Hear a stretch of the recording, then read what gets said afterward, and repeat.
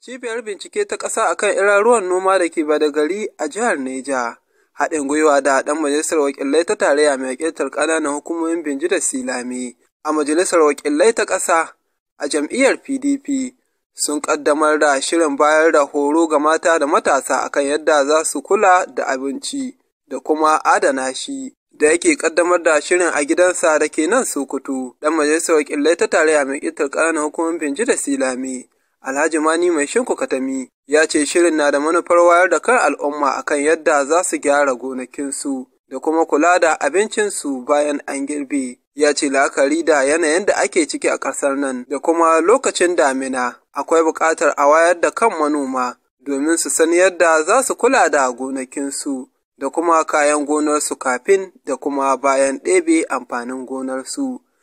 Alhaji Maishinko Katami ya ce ya fito da shirye-shiryen guda 6 da suka haɗa da rabon shinkafa da kuma takin zamani, inda ya ƙara da cewa wannan ne karon farko da suka gayyato ƙwararru domin su wayar da kan al'umma akan yadda za su gyara gonakinsu da kuma adana abincinsu. Ɗan majalisar tarayyar ya yi kira da malamai da kuma sarakuna da su ƙara ƙoƙari wajen yin addu'o'i domin samun zaman lafiya da haɗin kai da kuma sauƙin rayuwa akan matsalolin da ake fama da su a ƙasar nan.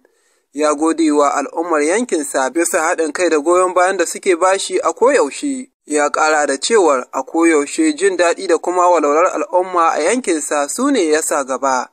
A jawabin wakilin cibiyar bincike akan iraruwa ta ƙasa da ke Badagari, Jimo Haruna, ya shawarci waɗanda aka horas da su yi ƙoƙari a ƙarshen shirinsu su san yadda za su kula da abincinsu. Da yake magantawa ɗaya daga cikin dattawan yankin, Dr. Ahmed Haliru Binji, ya yi kira ga al'ummar yankin Binji da Silame da kada su sayar da amfanin gonarsu bayan sun girbe, inda ya yi jinjina wa ɗan majalisar bisa fitowa da shirin. Mahalarta horaswar su 150 da suka haɗa da mata da matasa, an zaɓo su ne daga mazaɓar ɗan majalisar tarayya ta Binji da Silame. Ƙarshen rahoton kenan, Nuhu Abubakar Dambuwa, labarun Amhar TV.